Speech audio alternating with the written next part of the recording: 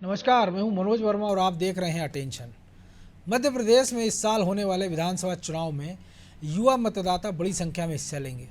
ऐसे में बीजेपी और कांग्रेस युवाओं को साधने में पूरा दम लगा रहे हैं। बीजेपी सरकार हाल ही में युवा नीति लेकर आई है, तो अब कांग्रेस ने भी युवाओं को साधने के लिए नया प्लान तैयार किया है। कांग्रेस की यंग टीम इन युवाओं तक पहुँचेगी तो जाहिर है कि प्रदेश में कुल वोटर्स में से आधे से ज़्यादा युवा हैं। लेकिन अब सवाल ये है कि इस वर्ग को रिझाने में कौन कामयाब होगा। क्या कांग्रेस बेरोजगारी के मुद्दे के बहाने यूथ के बीच अपनी पेड़ मजबूत कर पाएगी, या बीजेपी अपनी योजनाओं के जरिए इस वर्ग को अपने पाले में लाएगी? आज चर्चा में इन्हीं सवालों के जवाब तलाशेंगे, लेकिन पहले ही रिपोर्ट देखिए।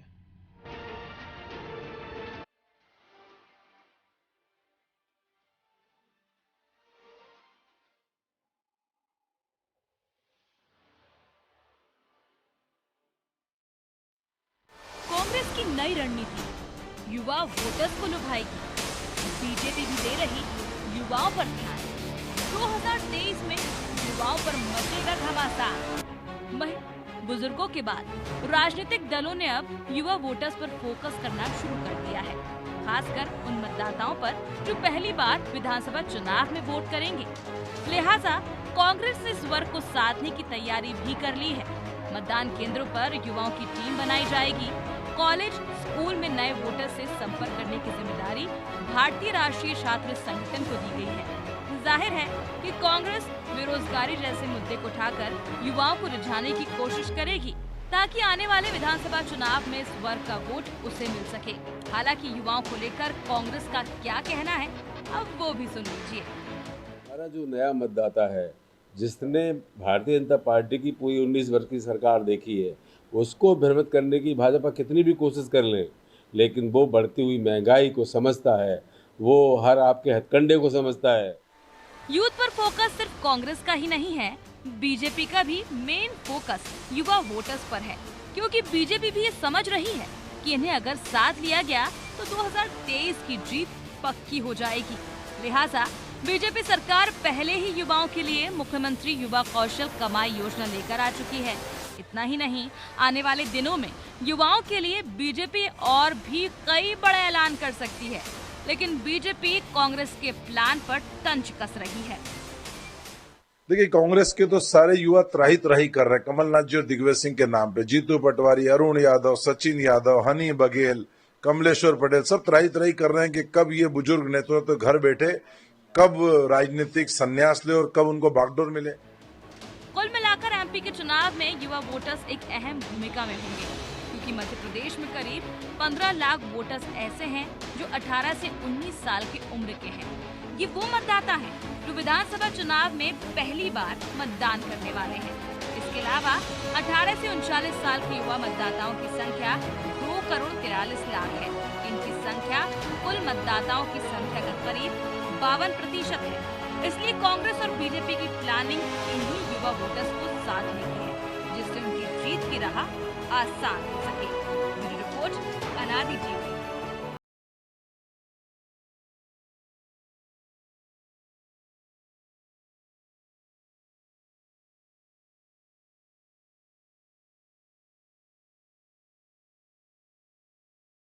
इसी मुद्दे पर चर्चा करने के लिए हमारे साथ जुड़ गए हैं वरिष्ठ पत्रकार देवदत्त दुबे और हमारे सहयोगी ब्रजेश चौक से।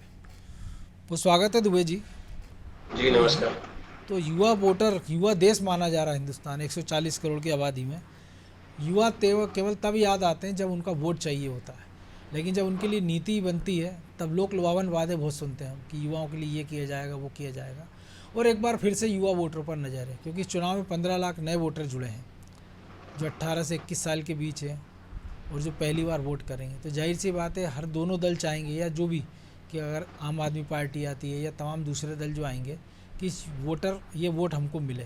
क्योंकि पिछले चुनाव में 50,000 वोटों का अंतर था बीजेपी कांग्रेस के बीच। सीटें बीजेपी की कम थी लेकिन वोट ज़्यादा थे, और वोट कांग्रेस के कम थे लेकिन सीटें ज़्यादा थी। ऐसे में ये नए वोटर कितने निर्णायक साबित हो सकते हैं? देखिए, वैसे तो युवाओं के बारे में शुरू से ही कहा जाता है, जिस ओर जमाना चलता है, जिस ओर जवानी चलती है उस ओर जमाना चलता है। बिल्कुल। या युवा का उल्टा वायु, जिधर युवा रहेगा उधर की वायु बनेगी, ये सब राजनीतिक दल जानते हैं। और आजकल तो युवाओं का एक डबल फायदा ये हो गया कि युवा सबसे ज़्यादा मोबाइल चलाता है। यदि वो आपसे जुड़ गया तो एक तो भौतिक रूप से तो काम करेगा ही, लेकिन सोशल मीडिया पे भी आपकी पोस्ट, कमेंट, लाइक और प्रतिक्रिया दे रहा है, तो उसका दुगना फायदा होता है।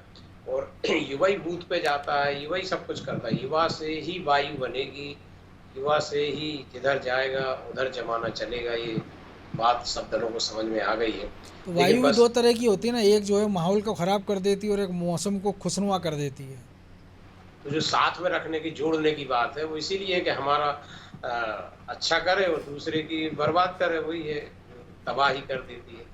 तो बस अंतर इतना है कि चुनाव के समय याद आते, जैसा आपने भी कहा, इनको हमेशा यदि याद रखें, जिस देश का युवा अच्छा, सुखी और साधन होगा, रोजगार होगा, शांत होगा, उसी देश का तो भविष्य उज्जवल होगा। अन्यथा आज तो युवा परेशान है, तो या तो अवसाद में जा रहा है या नशे की गिरफ्त में जा रहा है। बहुत इतनी समस्या है मनोज जी, जिस घर में यदि एक दो बेरोजगार हैं, आप उस घर की हालत देखिए कि क्या समस्याएं हैं वहाँ घर में। शादी नहीं हो रही, कई परिवार टूट रहे, बहुत सारी समस्याएं। और ये इससे कई परिवार माने एक तरह से तनाव में रहते हैं। कई लोगों के यहाँ जाके देखा जाता है, क्योंकि बहुत आसान हो गया आजकल नशा करना, इतना सहज उपलब्ध है सभी जगह। कई प्रकार के नशे हैं, सप्लाई है, जिनको भी नहीं हम पकड़ पा रहे।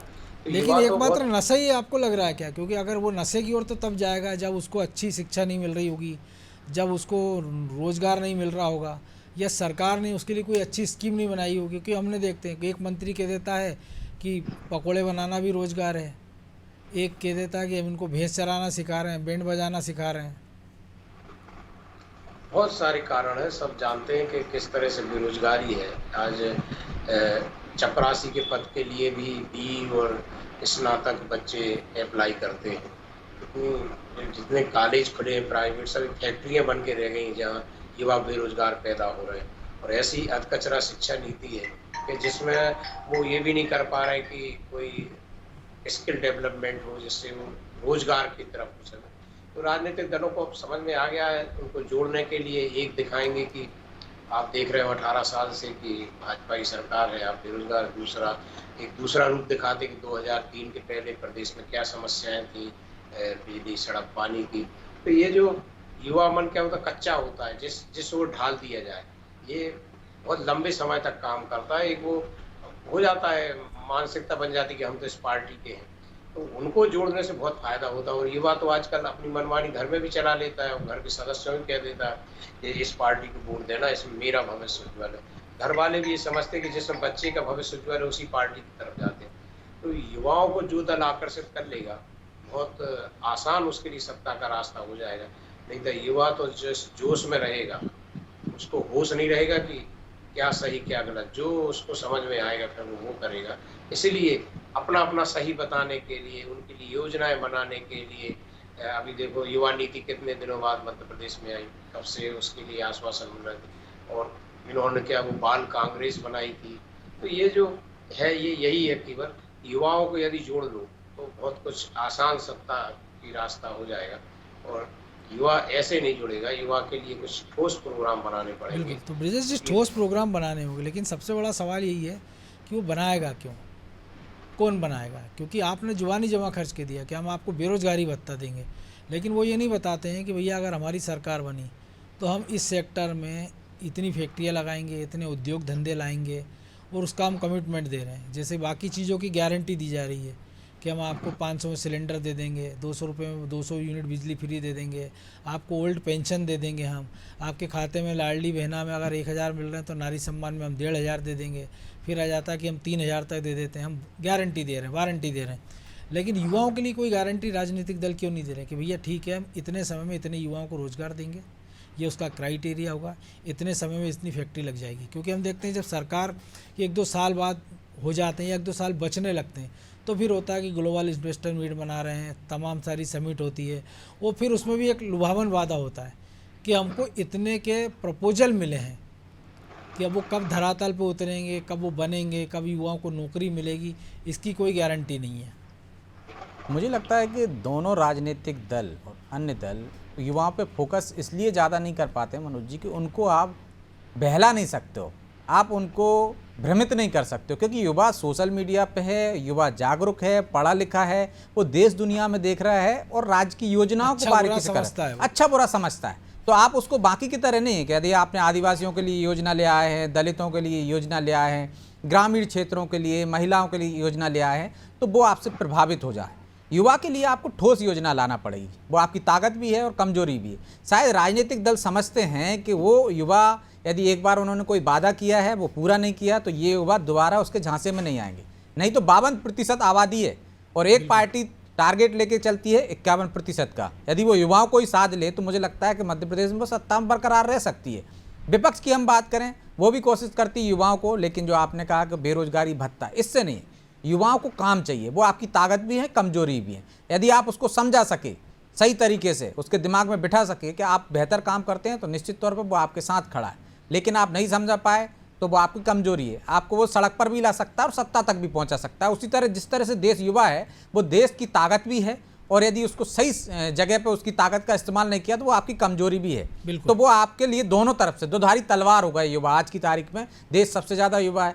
मध्य प्रदेश में आप देखिए कि 52% आबादी है, 2,83,00,000 युवा हैं जो वोट डालेंगे। इनमें 15 लाख वैसे युवा हैं जो पहली बार वोट डालने जा रहे हैं, मतलब 18 से 19 साल के हैं। जिन लोगों पर यदि आप ये कहो कि महंगाई बहुत है, तो मुझे नहीं लगता कि युवाओं ने महंगाई, जब वो समझदार हुआ है, वो इसी दौर को देख रहा है।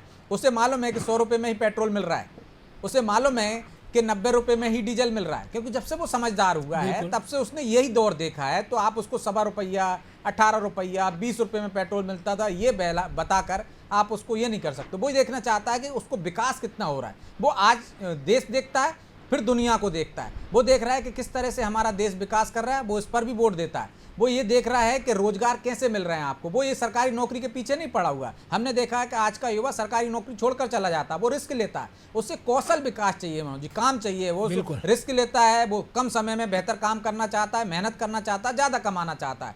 तो आप देखिए कि उस तरह से रोजगार आप सृजित कर रहे हैं कि नहीं कर रहे हैं, या उसको सिर्फ आप ये कहो कि सरकारी नौकरी में। युवा भी जानता है कि सरकारी नौकरी में उतना नहीं है, लेकिन आपने दूसरे माध्यम में से उसके लिए रोजगार देने की कोशिश नहीं की है या उपलब्ध नहीं करा है। और उसकी जो स्किल है उसके मुताबिक कि अगर वो बहुत अच्छा पढ़ा लिखा हो, आप उससे उम्मीद करो कि 10,000 रुपये का उसको लोन दो और वो कोई रेहड़ी पटरी ठेला लगाएगा, तो ये उम्मीद भी बेमानी है। हम देख रहे हैं किस तरह से आप देखिए MBBS चाय वाला बन जाता है। तो आप ये क्यों? क्योंकि आप या तो अपनी शिक्षा पद्धति को इस तरह से विकसित करें कि उसको कोई कौशल मिले, स्किल डेवलपमेंट हो उसका, और वो सीधा रोजगार में चला जाए। लेकिन हमारे यहाँ देखते हैं डिग्रियाँ ले लेते हैं, लेकिन वैसा कौशल नहीं है। यदि हमारे यहाँ उद्योग लगते हैं तो उनको आपको इस तरह से फिट करना पड़ता है, इस तरह से उनको विकास करना पड़ता है, कौशल विकास करना पड़ता है। तो शिक्षा पद्धति में भी बदलाव आना पड़ेगा, और आपको तब देखेंगे कि हम, और जब उनको लगता है युवाओं को कि हाँ धीरे धीरे बढ़ रहा है, उनको मालूम है कि जादू की छड़ी नहीं दे देगी कोई, सरकार के पास है नहीं है, वो धीरे धीरे करता है। तो यदि उनको लगता है कि ये सरकार आई है, ये वादे कर रही है, इसके साथ साथ उस दिशा में बढ़ रही है। आपने कहा कि इन्वेस्टर मीट करा लिया आपने, उनको भी पता है कि इतने सारे इन्वेस्टर्स आएंगे तो सब पैसा नहीं लगा देंगे। वो आपकी परिस्थितियां देखेंगे, आपके राज्य के हालात देखेंगे, और फिर आप क्या सुविधाएं दे रहे हो वहाँ, उद्योगों के लिए क्या बेहतर है। और तो जो आज का युवा यदि चाय की दुकान भी खोलता है ना मनोज, लायक स्किल लेवल है कि नहीं आपके पास। तो आज का युवा यदि चाय की दुकान भी खोलता है तो उसको पता है कि चाय की दुकान किस क्षेत्र में खोलूंगा तो कहाँ चलेगी, नाश्ते की दुकान कहाँ खोलूंगा तो कहाँ चलेगी। वो कायदा पूरा मार्केट को देखता है, सर्च करता है, उसके बाद वो चाय की दुकान खोलता है। तो आप देखिए चाय के भी किस तरह से आप रोजगार हो गया। तो पकौड़े देने की एक बात अलग है कि आप पकौड़े तलने की, लेकिन किस तरीके से आप, यदि वो कमजोर तबका का है, कम पढ़ा लिखा है, तो आपने कोई उसका क्राइटेरिया बनाया कि इस तरह के रोजगार हम इस लोगों को देंगे, ये ज़्यादा पढ़े लिखे हैं, इनके लिए इस तरह से डेवलपमेंट करेंगे, इनका इस तरह से विकास करेंगे, इनको इस रोजगार में देंगे। मुझे लगता है श्रेणी बनाना पड़ेगी आपको कि आप डिग्री है, आप उसका कौशल देख लीजिए। हम देखते हैं कैंपस सिलेक्शन होता है तो कायदा यदि अच्छा है कोई तो कंपनियां उठा के ले जाती हैं। तो आप वैसी कोशिश कीजिए कि अच्छा दे सके, आपके कैंपस वैसे होना चाहिए, आपके शिक्षा पद्धति वैसी होना चाहिए कि सीधे रोजगार से आप लग जाएं। बिल्कुल, ना तो दुबे जी बेरोजगार ज़्यादा हो। बिल्कुल। तो एक और चीज़ भी है ना दुबे जी, जिसपे शायद राजनीतिक दलों को गौर करना चाहिए कि युवाओं को लुभाने वाला आदमी भी तो आपके पास हो, एक ऐसा युवा चेहरा हो आपके पास। कांग्रेस की हम बात करें तो 2018 की कामयाबी में सिंधिया का कितना बड़ा योगदान है, खुद कांग्रेसी भी दबे जुबान से स्वीकार करते हैं। लेकिन आज की तारीख में किन यूथ को आगे बढ़ा रहे हैं, या अगर दिग्विजय सिंह अपने बेटे को, कमलनाथ अपने बेटे को, या अपने भाई भतीजे रिश्तेदारों को, बीजेपी में देख लो आप, उन्होंने युवा के नाम पर क्राइटेरिया बना दिया कि मंडल अध्यक्ष की उम्र इतनी होगी, जिला अध्यक्ष 55 साल से ज़्यादा का नहीं होगा, उनका प्रदेश अध्यक्ष 55 साल का है। लेकिन इसके अलावा भी कि एक ऐसे युवा नेतृत्व तो आपके सामने आए जो युवाओं को आकर्षित कर सके, जिसके पास एक विजन हो, जिसके पास एक मिशन हो।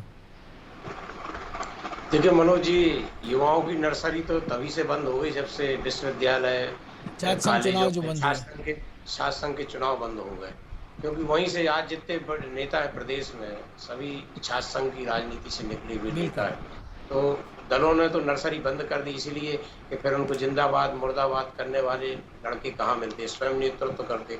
तो एक तरह से ये सब है, लेकिन प्रतिभा कभी छिपती नहीं है। जिनमें नेतृत्व करने की क्षमता होगी वो अपने, जैसे पहाड़ पे कई बार पौधा जम जाता है, ऐसा नेतृत्व जिसमें नैसर्गिक प्रतिभा होगी वो आता है। लेकिन उस पहाड़ पर बीज ले जाने की हिम्मत भी तो दिखाना होगी। हर बार ये उम्मीद नहीं करोगे ना कि कोई चिड़िया ले जाएगी और वहाँ डाल देगी और वो पौधा पनप जाएगा। हाँ, वो दूसरा दर्शन है उसमें कि जब प्रारब्ध होगा, किस्मत में होगा तो चिड़िया ही मिलेगी, सब मिलेगी। लेकिन वाकई में राजनीतिक दलों ने अवसर नहीं दिए हैं, बल्कि मैं तो ये देखता हूँ कि दमन किया जाता है, कभी किसी बहाने से, कभी किसी बहाने से। एक युवा इतना गजब का सोच रखने वाला, आधुनिक सोच रखने वाला, यदि उसको सही दिशा मिल जाए, केवल ये इतना कर ले सरकारें कि उनको जो रोजगार है उसके लोन की व्यवस्था सही हो जाए। इतना परेशान होते हैं कि हार थक जाते, और वो जो उत्पादन करें उसकी सप्लाई हो जाए। इतने में मैं कहता हूँ कि एक ऐसा मजबूत प्रदेश और देश बन सकता है जहाँ की युवा करिश्मा कर सकते हैं। लेकिन व्यवहारिक धरातल पे वो सब नहीं होता है, केवल बातों में जमा खर्च चलता रहता है, वो परेशान होते रहते हैं। कितने युवा आज, क्या पहले अपने यहाँ जो था युवाओं का सीना कितना चौड़ा हुआ करता था, आज तो टेलर मास्टर के यहाँ जाते हैं, बकरम डाल दो, मेरे सीना जरा चौड़ा कर दो, या फिर वो पाउडर खा के जिम जाते हैं कि जिससे मैं थोड़ा दिखने लगूं। तो ये जो हालत हो गई है, क्योंकि जो अच्छी चीज़ें हैं वो विदेश निर्यात हो रही हैं। तो और युवाओं का आप यदि देखें कि दूसरे देश कितना उपयोग कर रहे हैं, अमेरिका और जर्मनी जैसे, हमारे एक समस्या है ना ब्रेन ड्रेन की, कि पढ़ा लिखा वो ज़्यादा पढ़ता निकल जाता विदेश और वो फिर वहीं बस जाता है, उसको वापस आना नहीं, क्योंकि सरकारी स्कीम्स भी ऐसी नहीं है। नहीं, दुनिया उपयोग कर रही है। जो यहाँ भी भारत में भी जो ऑनलाइन सर्विस दे रहे हैं, आप देखें कि रात को 2-2 बजे तक युवा कंप्यूटर में, और विदेश में जहाँ दिन रहता है वहाँ काम कर रहे हैं। आप हमारे यहाँ तो ऐसा ब्रेन है कि आप देख ली किस तरह से वो अपराध की दुनिया में चला जाता है। तो जामताड़ा उदाहरण है उसका कि 8वीं पास 10वीं पास लोग अमेरिका के लोगों को ठग रहे हैं। अमेरिका के लोगों को ठग रहे हैं। आप ऐसे ही कि प्लेटफॉर्म उपलब्ध नहीं। जैसे आप देखेंगे क्रिकेट में कितने युवा अनजान रहे और चले गए, रिटायर्ड हो गए। जब से IPL शुरू हुआ तो हम देख रहे हैं कितने बच्चे आते हैं नए नए, और क्या खेलते हैं वो, क्योंकि उनको प्लेटफॉर्म मिला। तो आप इतना प्रतिभाशाली युवा है, विवेकानंद का देश है साहब, यहाँ युवाओं में प्रतिभा कूट कूट हो, लेकिन उसको हतोत्साहित किया जाता है। आज मध्य प्रदेश में आप देख लें कि कितने बच्चे शिक्षा के लिए कोचिंग, क्योंकि वो प्रतिभा के दम पर आगे नहीं आ पा रहा है ना, वो सोर्स की दम पर आगे आने की कोशिश कर, लोग उनको धक्का देते हैं। तो शायद ये एक हो सकता है कारण उसका, क्योंकि वो सिस्टम से परेशान हो जाता है तो फिर वो सोर्स देखने लगता है। अन्यथा एजुकेशन सबसे सस्ती होना चाहिए। तो क्या एजुकेशन आज मेडिकल की प्राइवेट कॉलेज में कोई गरीब माँ बाप कितनी प्रतिभाशाली बच्चा हो क्या पढ़ाई करवा सकता है? इतनी महंगी पढ़ाई हो गई है, और बिना कोचिंग के 12th 10th। लेकिन कोई भी पार्टी एक वादा नहीं करती कि हम आपको शिक्षा फ्री में देंगे, वो आपको मुफ्त अनाज दे देंगे, वो आपका स्वास्थ्य फ्री करा देंगे, लेकिन शिक्षा फ्री की कोई बात नहीं करता। क्योंकि पढ़ लिख जाएगा युवा तो सवाल करेगा। ये दे देना तो सब समस्याएं हल हो जाए। यदि आपके पास शिक्षा और स्वास्थ्य 2 चीजें निःशुल्क कर दो, तो ये तो आजकल सबसे बड़े उद्योग बन गए। निजी अस्पताल हो चाहे निजी स्कूल हो, तो ये जो परंपरा है, ये जो चल रहा है कार्यक्रम, इसी के कारण ये समस्याएं पैदा हो रही हैं। अन्यथा आप देखेंगे कि इस देश का युवा इतना प्रतिभाशाली है, यदि उसको प्लेटफॉर्म मिल जाए, अवसर मिल जाए, तो दुनिया में कोई उसको चुनौती नहीं दे सकता। तो बिल्कुल ब्रजेश जी, ऐसा भी नहीं है कि युवा समझदार नहीं, क्योंकि युवा सब समझ रहा है। आप वोटिंग पैटर्न देख लीजिए, अगर हम राज्यों का वोटिंग पैटर्न देखें और देश का, लोकसभा का, तो वही युवा जो दूसरी पार्टी के पाले में जाता है वो लोकसभा में दूसरी पार्टी के पीछे खड़ा हो जाता है। यानी उसको ये समझ है कि अच्छा बुरा क्या है, बस उसको दिशा देने वाला कोई आदमी होना चाहिए। निश्चित तौर पर दिशा देने वाला आदमी होना चाहिए। जो आपने कहा कि हमने देखा है कि लोकसभा में किसको वोट देता है वही युवा विधानसभा में किसको वोट देता है तो उसको मालूम है कि किसकी योजनाएं बेहतर हैं, कौन कर सकता है, कौन खुआली पुलाव पका रहा है कि आपको सिर्फ सिगुफेबाजी कर रहा है और आपसे वादे कर रहा है। उनको ही पता है कि कौन से वादे आप कर रहे हो, कौन से पूरे कर पाओगे, कौन से नहीं कर पाओगे। तो ये युवा है, बेहतर तरीके से समझता है, वो देश दुनिया में देखता है, वो दुनिया में देख रहा है कि दुनिया कहाँ जा रही है और हमारे देश का किस तरह से वहाँ सम्मान होता है, किस तरह से वहाँ पे व्यवहार होता है और अब देश में हमारा क्या बढ़ रहा है। तो वो उस हिसाब से अपना निर्णय करता है कि उसके लिए क्या हो रहा है। वो इससे आधार पर नहीं करता कि मेरे लिए क्या है, कि सिर्फ आप सोचो कि रोजगार देने का आपने वादा कर लिया, युवाओं के लिए बात कर दी तो इस पर युवा आपके साथ चला जाएगा। वो सब चीज़ें देखता है कि आप प्रदेश की विकास की क्या बात कर रहे हो, रोजगार की बात कर रहे हो, तो आपके क्या योजना है आगे, कौन से आप उद्योग लगाने वाले हो, आपका कितनी सोच है आपकी और कितना आप कर सकते हो, वो आपकी क्षमता पर भी आकलन करता है। तो वो हर तरफ से देखता है, तब जाकर अपने विचार अनुसार वो वोट देता है। वो सिर्फ बहकावे में नहीं आता, वो किसी बात से नहीं बटता है। लेकिन आप देखिए आप क्या कर रहे हो उसके, यदि आप अपने मत उसका लेना चाहते हो तो आप उसके लिए क्या कर रहे हो, आप उसके विचार बदलने की ताकत रखते हैं क्या। हमने देखा कि युवा है कि यदि विचार बदलने तो वो धर्म परिवर्तन कर लेता है, क्योंकि आप उसमें ऐसा विचार डाल रहे हो तो वो आप विचार डालने की कोशिश तो करो, उसको समझाने की कोशिश तो करो कि आप क्या बेहतर करने वाले हो, आप उससे बात तो करो, संवाद तो करो और उसी से पूछो, भाई आपको रास्ता भी बता देगा कि किस तरफ आप काम कर सकते हैं, मध्य प्रदेश में कौन से रोजगार के अवसर हो सकते हैं, क्यों उसको बाहर जाना पड़ रहा है, क्यों शिक्षा के लिए बाहर जाना पड़ रहा है, क्यों रोजगार के लिए बाहर जाना पड़ता है। वो भी चाहता है कि मध्य प्रदेश का युवा है, वो चाहता है। कोई रॉकेट साइंस नहीं कि वो जटिल है, सब नेताओं को पता है कि इनके कारण क्या, निराकरण क्या है, लेकिन कारण सब बता रहे हैं लेकिन निराकरण कोई नहीं दे रहा है। निश्चित तौर पर आपको निराकरण देना होगा, नहीं तो आप बार बार युवाओं का अपने पाले में नहीं ला सकते हो। एक बार आप उसको झांसे में दे सकते हो, एक बार उसके साथ धोखा हो सकता है, लेकिन आप देखिए कि आज की तारीख में सबसे युवा देश है, सबसे युवा प्रदेश है। एक टाइम पे आपको बुजुर्गों के लिए वो योजना लाना पड़ेंगी, क्योंकि यही सब बुजुर्ग होंगे ना।